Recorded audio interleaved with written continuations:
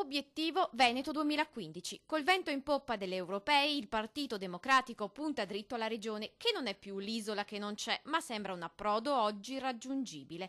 I leader democratici del Veneto, oggi in convegno a Mogliano, stavolta hanno le idee chiare, tanto da dire addio alle primarie, almeno per questa volta.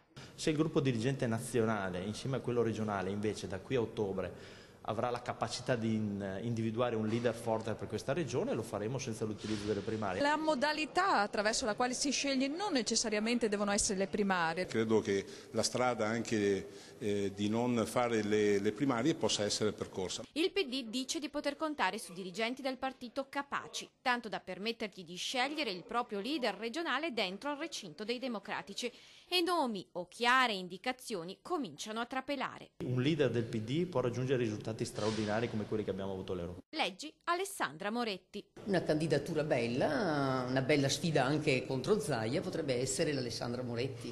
I nomi ce ne sono tanti, a partire dal nostro segretario regionale. Sto pensando alla Moretti, che ha avuto già un bagno di popolarità sicuramente molto importante. Abbiamo sindaci da Treviso a Vicenza molto importanti. Un candidato o una candidata che sappia, perché no, anche stare ottimamente in televisione. Un nome, allora glielo faccio io, Alessandra Moretti? Alessandra Moretti è sicuramente una ricchezza, Alessandra è sicuramente un ottimo nome. La neo-eurodeputata vicentina, spesso al fianco del Presidente del Consiglio, è in pole position. Non resta che attendere, ma poco, perché la campagna elettorale per la regione richiede molto tempo e la scelta del candidato va fatta in fretta. Deadline prevista ottobre.